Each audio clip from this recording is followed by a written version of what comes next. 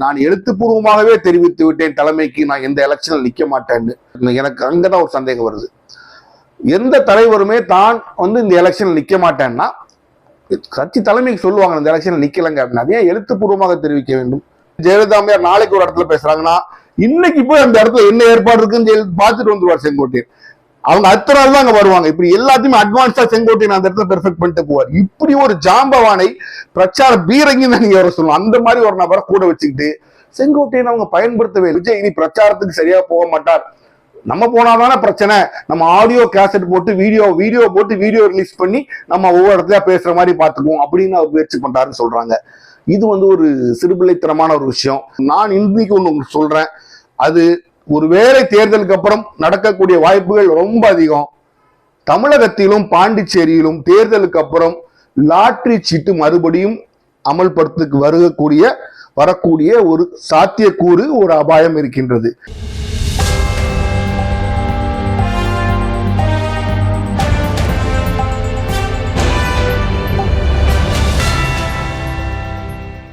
Hello friends, welcome to உண்மையும் பொய்மையும். அண்ணன் எப்ப வருவாரு அப்படின்னு காத்துட்டு இருந்த சூழ்நிலையில பிஜேபியும் தன்னோட 27 வேட்பாளர் லிஸ்ட அனௌன்ஸ் பண்ணிருச்சு. காங்கிரஸும் 27 வேட்பாளர் அனௌன்ஸ் பண்ணி மேலூர் தொகுதிக்கு மட்டும் வேட்பாளர் அனௌன்ஸ் பண்ணல. கிட்டத்தட்ட பிஜேபி லிஸ்ட பார்த்தோம்னா எதிர்பார்த்த ஒரு லிஸ்ட் தான். கோவை தெற்குல இருந்து கோவை வடக்குக்கு மாறி இருக்கிறாங்க வானதி சீனிவாசன். அவினாசியில நம்ம எல் முருகன் நிக்கிறாரு. தமிழிசை சவுந்தரராஜன் சென்னையில் நிற்கிறாங்க. இப்படி பலரும் எதிர்பார்த்த ஒரு லிஸ்ட் தான். காங்கிரஸிலிருந்து பிஜேபிக்கு விஜயதாரணி வழக்கம் போல அவங்க விழுவங்கோட்ல நிற்கிறாங்க. இப்படி பிஜேபியில எதிர்பார்த்த மாதிரி தான் அந்த லிஸ்ட் அமைஞ்சிருக்கு. ஒரு பெரிய சலசலப்பு கூட விஷயங்கள் எதுவும் இல்லை அப்படின்னு தான் நம்ம சொல்ல முடியும். அங்க சலசலப்பை ஏற்படுத்தி கொடுத்த அண்ணாமலையும் நேற்று கேரளாக்கெல்லாம் போய் பிரச்சாரம் பண்ணிட்டு இன்னைக்கு அவர் எனக்கு எந்த இதுவும் இல்லை, நான் எழுத்துப்பூர்வமாகவே தெரிவித்து விட்டேன் தலைமைக்கு நான் எந்த எலெக்ஷனில் நிக்க மாட்டேன்னு. எனக்கு அங்கதான் ஒரு சந்தேகம் வருது. எந்த தலைவருமே தான் இந்த எலெக்ஷனில் நிக்க மாட்டேன்னா கட்சி தலைமைக்கு சொல்லுவாங்க இந்த எலெக்ஷனில் நிக்கலங்க அப்படின்னு. அதே எழுத்துப்பூர்வமாக தெரிவிக்க வேண்டும் அப்படிங்கிறது அவர் சொல்ற ஒரு விஷயம் எனக்கு ஒரு நெடுதலாக இருக்கிறது. அவர்கிட்ட கேட்கும் போது சொல்றேன், நான் வேற எந்த தொகுதியும் நான் கேட்கல, நான் எல்லாருக்காக வேலை பார்க்க ஆசைப்படுறேன். அந்த 27 வெற்றி வேட்பாளருக்காக மட்டும் இல்ல, என்டிஏக்காக நான் தமிழ்நாடு முழுசு சுத்தி நான் பிரச்சாரம் பண்ண ஆசைப்படுறேன். அதனாலதான் நான் ஒரு தொகுதியில நான் எலெக்ஷனுக்கு நிக்கல அப்படின்னு சொல்றாரு. அப்ப என்டிஏ எல்லா முழுசும் தமிழ்நாடு முழுசும் சுத்தி பிரச்சாரம் பண்ற எடப்பாடி பழனிசாமி இந்த கூற்றுப்படி பார்த்தா அவர் எலெக்ஷன் நிக்க முடியாது.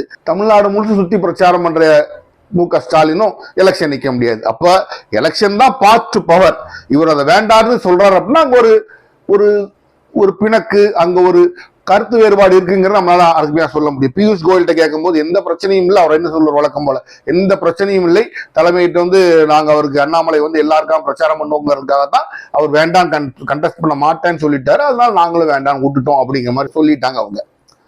ஆனாலும் பிலோ த சர்ஃபேஸ் சொல்லுவாங்க, அங்க ஒரு புகைச்சல் நடந்து கொண்டுதான் இருக்கின்றது. பாஜகவில் மிகப்பெரிய அந்த காங்கிரஸ்ல அந்த கூட்டணி இதுன்னு சொல்லுவோம் இல்லையா, நம்ம பல கோஷ்டி இல்லையா. இப்ப பாஜகவில் ஒரு கோஷ்டி பூசல் பெருசா நடந்துகிட்டு தான் இருக்கு. நாங்க இந்த பெரியவரா, இல்ல பானதி அம்மா பெரியவங்களா, இல்ல தமிழிசை சவுந்தரராஜன் பெரியவங்களா, இல்ல அண்ணாமலை பெரியவரா? அண்ணாமலை தான் பெரிய ஆளா இருக்கிறாரு. இருந்தாலும் இவங்க எல்லாம் முன்னுக்குள்ள ஒரு பெர்முடேஷன் காம்பினேஷன்ல ஒண்ணு சேர்ந்து அவரை ஒதுக்குறாங்கிற மாதிரி ஒரு கதைகள் ஓடிக்கொண்டுதான் இருக்கிறது. இப்ப நம்ம காங்கிரஸ் பக்கம் போவோம். காங்கிரஸ் பக்கத்துல 28 சீட்ல இப்பதான் 27 சீட் அனௌன்ஸ் பண்ணிருக்காங்க. இன்னும் ஒருத்தர் அதுலயும் பாக்கி வச்சிருக்காங்க மேலூர் தொகுதிக்கு. இப்ப இன்னும் வேட்புமனு தாக்கல் செய்யறதுக்கு 2 நாள் தான் இருக்கு. இன்று அப்புறம் 6ஆம் தேதி அதோட வேட்புமனு தாக்கல் முடிவடைஞ்சது. இந்த சூழ்நிலையில காங்கிரஸ் இன்னும் ஒரு வேட்பாளரை அனௌன்ஸ் பண்ணவில்லை. 27 சீட்டுக்கு அனௌன்ஸ் பண்ணிட்டாங்க. 5 எம்எல்ஏக்கள் அவங்க மாத்தி இருக்கிறாங்க. 12 எம்எல்ஏக்கள் அவங்க ரீடைன் பண்ணியிருக்கிறாங்க. அப்போ நம்ம காங்கிரஸ் குறிச்சு பார்க்கும்போது இதுவும் கிட்டத்தட்ட ஒரு எதிர்பார்க்கப்பட்ட ஒரு லிஸ்டுக்கு மாதிரி தான். ஏன்னா 12 பேர் அதுலயே இருக்கிறாங்க, நம்ம அப்படிதான் சொல்ல முடியும். வழக்கம் போல ஜோதிமணி அவர்கள் அவங்க ஏதாச்சும் நான் இருக்கேன்னு காமிக்கணும் இல்லையா. கட்சி தொண்டர்களுக்கெல்லாம் மதிப்பு இல்லை, மற்றவங்க எல்லாம் வெளியில எல்லாம் கொண்டு வராங்க, காங்கிரஸ் கட்சியில மதிப்பு இல்லை அப்படிங்கிற மாதிரி அவங்க பங்குக்கு புலம்பி தள்ளி இருக்கிறாங்க. சிங்காநல்லூர் காங்கிரஸ் ஒதுக்கப்பட்ட தொகுதியில் அங்க உள்ள காங்கிரஸ் கமிட்டிக்காரங்க இங்க லோக்கல் உள்ள ஆளை போடுங்க, வெளியில கொண்டு போட்டீங்கன்னா நிச்சயமாக நாங்க வேலை பார்க்க மாட்டோம், கேண்டிடேட் நீங்க மாத்தியே ஆகணும் அப்படின்னு அவங்களும் நிக்கிறாங்க. இப்படி ஒரு சில இடங்கள்ல சேலத்திலேயே அதே மாதிரி ஒரு பிரச்சனை, சம்பந்தமில்லாத நபர்களை போடுறீங்க, அப்போ வந்து கட்சி ஜெயிக்க முடியாது, நல்ல பெர்ஃபார்ம் பண்ணணும்னா அங்கேயும் ஒரு பிரச்சனை. இப்படி ஒவ்வொரு இடங்கள்ல காங்கிரஸ் இருக்கு. காங்கிரஸ் என்றால் பிரச்சனை, பிரச்சனை என்றால் காங்கிரஸ் ஏற்ற மாதிரி எனக்கு பிரச்சனைகள் ஓடிக்கிட்டு தான் இருக்கு. இதுதான் 2 தேசிய கட்சிகள் தான் இப்ப கடைசி அனௌன்ஸ் பண்றாங்க தங்களோட வேட்பாளர் லிஸ்ட்டை. ஸோ கிட்டத்தட்ட இன்றைக்கும் 6ஆம் தேதி அவங்க வேட்புமனு தாக்கல் செய்து அந்த கோட்டாவும் ஃபைனலைஸ் ஆகும். 2 முக்கியமான அணிகளும் தங்களோட ஃபுல் லிஸ்ட் ஆஃப் 234 கேண்டிடேட்ஸையும் அவங்க அனௌன்ஸ் பண்ணி அவங்க களத்துல குதிச்சிருவாங்க. இப்போ நம்ம திமுக கூட்டணியில நம்ம பார்த்தோம்னா ஸ்டாலின் அவர்கள் நேரா கோவையிலிருந்து நெல்லைக்கு போயிட்டாரு. நெல்லையில போய் அவர் அங்க பிரச்சாரம் பண்றாரு. பிரச்சாரம் பண்ணும்போது மைனாரிட்டிஸோட ரைட்ஸ் எல்லாம் பத்தி அவர் பேசுறாரு. எல்லாம் பேசி முடிச்சுட்டு இன்றைக்கு ஒரு நியூஸை பத்தி முதலமைச்சர் பேசியிருக்கிறார். என்ன பேசியிருக்கிறார் அப்படின்னா, 6th இருந்து இன்றையிலிருந்து இந்த வருஷத்துல 6th இருந்து சிபிஎஸ்சில மும்மொழி கொள்கை கொண்டு வர போறாங்க. மும்மொழி கொள்கைங்கிறது பெடரல் கான்ஸ்டிடியூஷன் அகேன்ஸ்ட் ஆனது. ஹிந்தி பேசாத மாநிலங்களின் மேல் ஹிந்தியை திணிப்பதற்கான ஒரு முயற்சி. அதோட வேற ரூபம் தான் அந்த மும்மொழி கொள்கை. அதனால நாங்கள் முழுமையாக எதிர்க்கிறோம். இது வந்து அரசியலமைப்பு சட்டத்துக்கும் பெடரலிசமுக்கும் எதிரானது அப்படின்னு சொல்லி அவர் தன்னோட ஆட்சேபனை குரலை பதிவு செய்வதோடு மட்டும் இல்லாமல் இந்த இடத்தில் இந்த மும்மொழி கொள்கையில் அதிமுகவோட நிலைப்பாடு என்ன அப்படின்னு ஒரு கேள்விக்குறியும் அவர் அதிமுக மேல வைக்கிறாரு. அப்ப எடப்பாடி பழனிசாமிக்கு இந்த மாதிரி நிறைய விஷயங்கள் இருக்கு. அவருக்கு ஒரு நெருக்கலான டெலிகேட் கொஸ்டின்ஸ் அவருக்கு இருக்கு. அவரால் பதில் சொல்ல முடியாத அளவு கொஸ்டின்ஸ் இருக்கு. அவர் கேட்டால் என்ன, நாங்கள் எதிர்க்கத்தான் செய்கிறோம், ஆனால் பிஜேபி ஆதரிக்கிறான்னு சொல்றா, அது வந்து அவ்வளவு ஈடுபடாது. ஸோ இந்த ஒரு ஐடியாலஜிக்கல் கொஸ்டின் பாங்க, ஒரு கொள்கை அளவிலான ஒரு கேள்வி வந்து ஸ்டாலின் எடப்பாடி பழனிசாமி கொடுக்கிறாரு. என்ன பதில் அவர் சொல்ல போறாருங்கிறத நம்ம பார்ப்போம். அது மட்டும் இல்லாம இப்ப அவர் எப்படி கொண்டு போறாரு அப்படின்னா, எடப்பாடி பழனிசாமி என்பவர் பாஜகவோட ஒரு கிளை செயலாளர், அவ்வளவுதான். இந்த போட்டி தமிழகத்திற்கும் டிஎம்கேக்கும் ஏடிஎம்கே எல்லாம் பார்க்காதீங்க, தமிழகத்திற்கும் டெல்லிக்கும் எதிரானது. டெல்லியின் அடிமை ஏகாதிபத்திய அந்த அரசை நாங்கள் தமிழகத்திலிருந்து என்றுமே நாங்கள் எதிர்த்து கொண்டுதான் இருப்போம். தமிழகத்துக்கும் டெல்லிக்கும் விரோதமான போட்டு அப்படி கொண்டு போறாரு. இது ரெண்டுமே ஐடியாலஜிக்கல் டிஃபரன்சஸ் அப்படிங்கிறது என்றைக்குமே திமுக சொல்றதுதான். மத்திக்கு என்றுக்குமே நாங்க அடிபணிய மாட்டோம், தேவையில்லாம ஒத்துழைப்போம், அதை அடிபணிய மாட்டோம் அப்படிங்கிற அந்த கான்செப்டை எடுத்து திருப்பி அண்ணா காலத்துல இருந்து அந்த கான்செப்டை இன்னைக்கு இன்னும் வலுப்படுத்தி ஸ்டாலின் பேசிட்டு போறாரு. இது ஸ்டாலினோட பிரச்சாரத்தோட ஒரு சுருக்கம். அப்ப நம்ம அங்க போனோம் அப்படின்னா, எடப்பாடி பழனிசாமி சிறுபான்மையினருக்கு நாங்கள் செய்யறதா, சிறுபான்மையினருக்கு அந்த சலுகையை கொடுத்துருக்கோம், இந்த சலுகையை கொடுத்திருக்கிறோம், எங்கள் ஆட்சியில் சிறுபான்மையினர் மிக பாதுகாப்பாக இருந்தனர், நாங்க என்ன எந்த பாதுகாப்பு குறை வச்சுட்டோம், அதனால சிறுபான்மையினர் பயப்பட தேவையில்லை.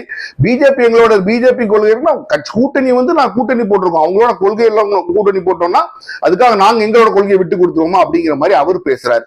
இப்ப இதுதான் எடப்பாடி பழனிசாமி இந்த விஷயத்தை சொன்ன போது. மற்றபடி வழக்கம் போல அவர் சொல்றது, இந்த சட்டம் ஒழுங்கு சரியில்லை, கஞ்சா புழக்கம் அதிகமா இருக்கு, இது எல்லாத்தையுமே அவர் குற்றச்சாட்டுகள் வைக்கத்தான் செய்கின்றார். அப்போ இது எடப்பாடி பழனிசாமி அவர்களோட ஒரு பிரச்சாரமா நம்ம அதை எடுத்துக்கலாம். இப்ப நம்ம தாவேக்காக்குல போனோம்னா, தாவேக்கால இன்றைக்கு விஜய் வந்து புதுச்சேரி போய் அவர் வந்து தன்னுடைய பிரச்சாரத்தை செய்கின்றார். காலை 10 மணி முதல் 1 மணி வரைக்கும் விஜயோட பிரச்சாரம் புதுச்சேரியில் நடக்கிறதா சொல்றாங்க. அதாவது பொதுவா நான் பார்த்த அளவுல பெருவாரியான பிரச்சாரம் சொல்லுவோம் இல்லையா, அந்த மேஜர் பிரச்சாரம் வந்து என்றைக்குமே சாயங்காலம் நடக்கும். 6 to 10 அந்த மாதிரி நடக்கிறதா முக்கியமான இடங்கள்ல வைப்பாங்க. ஏன்னா அப்பதான் மக்கள் வேலையெல்லாம் முடிஞ்சு ஃப்ரீயா இருப்பாங்க, பார்ப்பாங்க. மக்கள் வந்து டிவியில பாக்குறதுனால எது பாக்குறோம் மக்களால பார்க்க முடியும். அதனால பெருவாரியான பிரச்சாரம் ஈவினிங் தான் இருக்கும். நீங்க பாத்தீங்கன்னா அரசியல் கட்சிகளை ஃபாலோ பண்ணீங்கன்னா தெரியும். கலைஞர் போன மீட்டிங் எல்லாம் பாத்தீங்க, ஜெயலலிதா போன மீட்டிங் எல்லாம் ஒரு சில மீட்டிங் பகல்ல இருக்கும், தவிர்க்க முடியாது. மற்றபடி கண்டிப்பா ஈவினிங் பிரச்சாரம் இருக்கத்தான் செய்யும். ஆனா தாவேக்கால ஒரு வித்தியாசம், அவங்க வந்து ஈவினிங் பிரச்சாரம் பண்ணவே மாட்டார் விஜய். 10 to 1 தான் பிரச்சாரம் பண்ணுவார், 10 to 4 பிரச்சாரம் பண்ணுவார், இவ்வளவுதான். ஈவினிங் பிரச்சாரம்ங்கிறது இல்லை. இப்போ இவங்க வழக்கம் போல 2 நாள் முன்னால ஒரு கண்டிஷனை கொடுப்பாங்க, ஒரு பெர்மிஷன் லெட்டர் கொடுப்பாங்க. அப்புறம் டினை ஆச்சு, எங்களுக்கு பெர்மிஷன் கொடுக்கலாமாங்க, ஏன் அதுக்கு ஒரு 1000 தண்டை போடுவாங்க, திமுக தான் காரணமாங்க. இது இவங்களோட ஒரு ரெகுலர் வழக்கம். இப்போ அங்க பாண்டிச்சேரிக்கு போயிட்டாரு, அவர் பிரச்சாரம் பண்றாரு. நான் வந்து ஒரு விஷயம் எனக்கு என்ன வருத்தம்னா, நீங்க வந்து தேர்தல் சாரதி அப்படின்னா கே செங்கோட்டையன் சொல்லுவாங்க. ஜெயலலிதாவுடைய தேர்தல் சாரதி அப்படின்னு சொல்றதுன்னா செங்கோட்டையன், கே செங்கோட்டையன் மாதிரி ஒரு தேர்தல் பிரச்சாரத்தை ஆர்கனைஸ் பண்றதுக்கு இன்னைக்கு தமிழகத்திலே ஆள் கிடையாதுங்கிற அளவுக்கு தேர்தல் பிரச்சாரத்தை ஆர்கனைஸ் பண்றதுல கே செங்கோட்டையன் மிகப்பெரிய ஒரு வல்லுநர், அதை யாரும் மறுக்க முடியாது. ஜெயலலிதா அம்மையார் இருக்கும்போது தேர்தல் பிரச்சாரம் அப்படின்னா செங்கோட்டையனுக்கு போயிடும். செங்கோட்டையன் தான் அது வகுப்பார். இத்தனாம் தேதி இவங்க அம்மா இங்க போறாங்க, இத்தனாம் தேதி அம்மா இங்க போறாங்க, வரும் எல்லாத்தையும் வச்சுட்டு அந்த மாவட்ட செயலாளர்களை கான்டாக்ட் பண்ணி எங்கெல்லாம் ஏற்பாடு பண்ணி எல்லாம் பண்ணி எல்லாத்தையும் தயாரா வச்சிருவாரு. ஒரு மாசத்துக்கு முன்னாலே எல்லாம் ரெடி ஆயிரும். அவங்க ரெடி பண்ணி வச்சு இந்த இடத்துல அம்மா பேசுறாங்க, இந்த இடத்துல அம்மா பேசுறாங்க, முதற்கொண்டு மாவட்ட செயலர்கிட்ட கேட்பாரு, எங்க பேசலாம், என்ன செய்யலாம் எல்லாம் கேட்டு 15-20 நாளுக்கு முன்னாடி அட்வான்ஸாவே எல்லாம் ரெடி ஆயிரும். செங்கோட்டையன் என்ன பண்ணுவார் உங்களுக்கு தெரியுமா? ஜெயலலிதா அம்மையார் நாளைக்கு ஒரு இடத்துல பேசுறாங்கன்னா இன்னைக்கு போய் அந்த இடத்துல என்ன ஏற்பாடு இருக்குன்னு பார்த்துட்டு வந்துருவார் செங்கோட்டையன். அவங்க அடுத்த நாள் தான் அங்க வருவாங்க. இப்படி எல்லாத்தையுமே அட்வான்ஸா செங்கோட்டையன் அந்த இடத்துல பெர்ஃபெக்ட் பண்ணிட்டு போவார். இப்படி ஒரு ஜாம்பவானை பிரச்சார பீரங்கின்னு நீங்க வர சொல்லணும். அந்த மாதிரி ஒரு நபரை கூட வச்சுக்கிட்டு செங்கோட்டையன் அவங்க பயன்படுத்தவே இல்லை. நீங்க செங்கோட்டையன் பிரச்சாரத்தை தூக்கி கொடுத்துருந்தீங்கன்னா தமிழ்நாடு முழுசும் நீங்க எங்கெங்க போகணும், எந்தெந்த டைமுக்கு போகணும், எந்தெந்த இடத்துல மீட்டிங் நடத்தணும் அவருக்கு தெரியும். நீங்க கஷ்டப்பட வேண்டிய அவசியம் 90கள்ல இருந்து அவர் பண்ணிட்டு இருக்காரு. எப்பா இதுவா மதுரைனா இந்த இடத்துல இத்தனை தேதி மீட்டிங் வைக்கணும்பா, கரெக்டா இருக்கு, இந்த டைம்ல வைக்கணும், கரெக்டா இருக்கு, அந்த அளவுக்கு அவருக்கு தெரியும். செங்கோட்டையனுக்கு தமிழகம் முழுசும் தெரிந்த ஒரு நபர் அவரை கூட வச்சுட்டு நீங்க ஒதுக்கி வச்சு அவரை உள்ளேயே சேர்த்துக்கிற மாட்டேங்கிறீங்க. இந்த மாதிரி விஷயங்கள் நீங்க செங்கோட்டையன் கையில கொடுத்துருந்தீங்கன்னா ஃபுல் லிஸ்ட் போட்டு கொடுத்துருப்பாரு விஜய்க்கு. இத்தனாம் தேதி இங்க ஸ்டார்ட் பண்ணுங்க, இத்தனாம் தேதி இங்க வாங்க இங்க முடிங்க அப்படிங்கிற முத கொண்டு கிழக்கு வடக்குல இருந்து நீங்க தெற்கு போகணுமா, தெற்குல இருந்து வடக்கு வரணுமா, நம்மளுக்கு எப்படி சாதகம் எல்லாத்தையும் அழகா அனலைஸ் பண்ணி செய்யக்கூடிய ஒருத்தர் கூட வச்சுட்டு அவர் டம்மியா உட்கார வச்சிருக்கிறீங்க. ஏன்னா அதுதான் உங்களுக்கு பிரச்சாரம் பண்ணவங்க ஒரு இன்ட்ரெஸ்டே உங்களுக்கு இல்ல. அதான் நிதர்சனமான உண்மை. நீங்க இதுவரைக்கும் தமிழ்நாட்டுல 2 இடத்துல தான் பிரச்சாரம் பண்ணிருக்கிறீங்க. சென்னையிலையும் எலெக்ஷன் அனௌன்ஸ் பண்ணதுக்கு அப்புறம் சென்னையிலையும் திருச்சி நீங்க அனௌன்ஸ் பண்ணி எத்தனை நாள் ஆச்சு யோசிச்சு பாருங்க. இன்னும் அடுத்து பாண்டிச்சேரி எலெக்ஷன் பாண்டிச்சேரிக்கு போயிருக்கிறீங்க.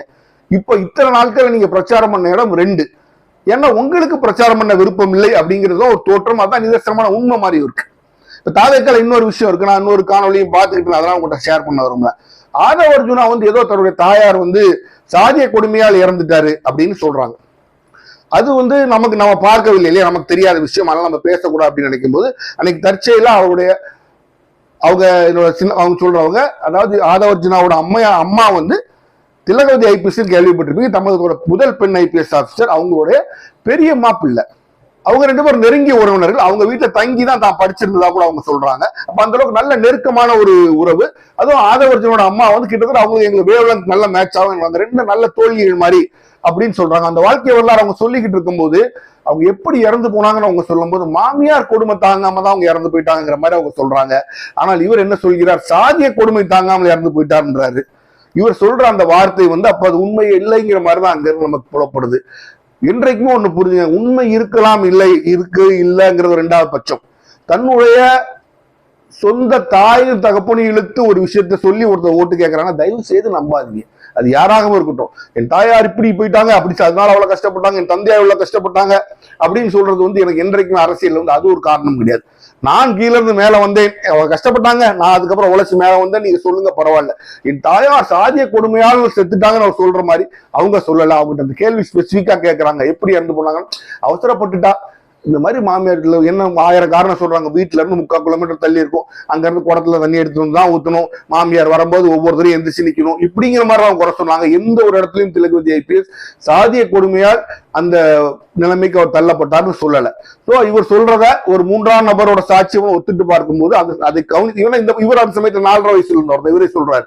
அந்த சமயத்தில் டிஎஸ்பி, அந்த சமயத்துல ஏஎஸ்பியா இருந்து எஸ்பியா எல்லாம் இருந்த அவங்களுக்கு ஒரு போலீஸ் அதிகாரியா இருந்தா அவங்க சாட்சியம் அவங்க சொல்றாங்க. அப்ப அதைத்தான் நம்ம ஏற்றுக்கொள்ள முடியும். இப்ப ஒரு சாதிய கொடுமையால் சாராங்க சொல்றது இவர் அரசியல் மைலேஜ் சேர ட்ரை பண்றாரோங்கிற மாதிரி தான் இங்க நம்ம அதை எடுத்துக்கொள்ள முடியும். அப்ப தாவேக்கா ஒரு விஷயத்த நல்லா புரிஞ்சுக்கணும். இப்போ எனக்கு வந்தக்கூடிய நியூஸ்கள்ல என்ன வருது அப்படின்னா, விஜய் இனி பிரச்சாரத்துக்கு சரியா போக மாட்டார், நம்ம போனாதானே பிரச்சனை, நம்ம ஆடியோ கேசட் போட்டு வீடியோ ரிலீஸ் பண்ணி நம்ம ஒவ்வொரு இடத்துல பேசுற மாதிரி பாத்துக்குவோம் அப்படின்னு அவர் முயற்சி பண்றாருன்னு சொல்றாங்க. இது ஒரு சிறுபிள்ளைத்தனமான ஒரு விஷயம். அதுல எனக்கு இது வரைக்கும் தாவேக்கா கமெண்ட்ஸ்ல ஒரு கமெண்ட்ஸ் வந்திருக்காரு, நீங்க விஜய் மட்டும் கேட்கறீங்க, அவருக்கு மட்டும் ஏன் இவ்வளவு எஸ்ஓபி? காரணம் சொல்றேன் உங்களுக்கு. எஸ்ஓபி ஏன் அவருக்கு மட்டும் எஸ்ஓபி கொடுனா, அவர் மீட்டிங்ல 41 பேர் சாவுறாங்க. 1. 2வது, எந்த ஒரு மீட்டிங்கும் முந்தின நாள் கொண்டு போய் பேச நாளைக்கு கொடுத்துருங்க அப்படிங்கிற மாதிரியே சொல்றது. கேட்கிற இடம் வேணுக்குன்னே குண்டக மண்டக்கு ஒரு இடமா கேட்கறது. ஒரு கிரவுண்ட் ஆர்கனைஸ் பண்ணி கேளுங்க, இந்த கிரவுண்ட்ல நாங்க பெர்மிஷன் வாங்கிட்டு அந்த கிரவுண்ட்ல கொடுங்கன்னு கேளுங்க. அப்ப எதுவுமே செய்யறது கிடையாது. நடு ரோட்ல உட்காந்து டிராபிக்கை மறைச்சு எல்லாம் பண்றதோட மட்டும் இல்லாம உங்களால உங்க தொண்டர்களை கட்டுப்படுத்த முடியல. அதிமுக எடப்பாடி பழனிசாமியும் போறாரு, கூட்டு வர்றாங்களோ அது ஒரு விஷயம்.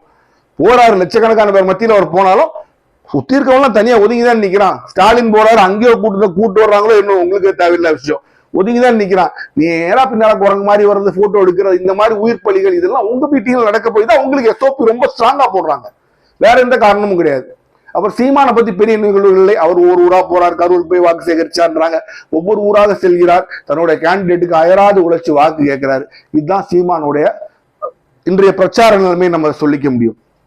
அப்ப அரசியல் களத்துல இப்போ எல்லாமே நமக்கு வெளிப்படையா நார்மலா போயிட்டு இருக்க மாதிரி தெரிஞ்சாலும் நான் எனக்கு அரசியல் என்றைக்குமே மக்களுக்கு ஒன்று சொல்லுவேன், ஒரு விஷயம் எப்படி இருக்குங்கிறது மேற்பார்வை எப்படி இருக்குன்னு மட்டும் பார்க்காதீங்க, அதுக்கு பின்னால் உள்ள அரசியல் காரியங்களையும் நீங்கள் பார்க்க வேண்டும். நான் இன்னைக்கு ஒன்று சொல்றேன், அது ஒருவேளை தேர்தலுக்கு அப்புறம் நடக்கக்கூடிய வாய்ப்புகள் ரொம்ப அதிகம். தமிழகத்திலும் பாண்டிச்சேரியிலும் தேர்தலுக்கு அப்புறம் லாட்டரி சீட்டு மறுபடியும் அமல்படுத்துக்கு வரக்கூடிய ஒரு சாத்தியக்கூறு, ஒரு அபாயம் இருக்கின்றது. நான் ஏன் சொல்றேங்க நீங்களே புரிஞ்சு பார்த்து உங்களுக்கு தெரியும். நீங்க இப்ப அனலைஸ் பண்ணி பாருங்க. நான் சொல்ல மட்டும் செய்யறேன், தமிழகத்தில் மற்றும் பாண்டிச்சேரியில் மீண்டும் லாட்டரி சீட்டு வர ஒரு மிகப்பெரிய வாய்ப்பு இருக்கிறது. இது அரசியல் பின்னால் உள்ள நடக்கிற விஷயங்களை வச்சு நான் உங்களுக்கு சொல்றேன். நீங்க ABC நீங்க கணிச்சு போகணும். அந்த கணிப்புல நான் சொல்றேன், அந்த வாய்ப்பு நடந்தால் அன்றைக்கு நான் சொல்வதை நினைத்துக் கொள்ளுங்கள். மீண்டும் சந்திப்போம்.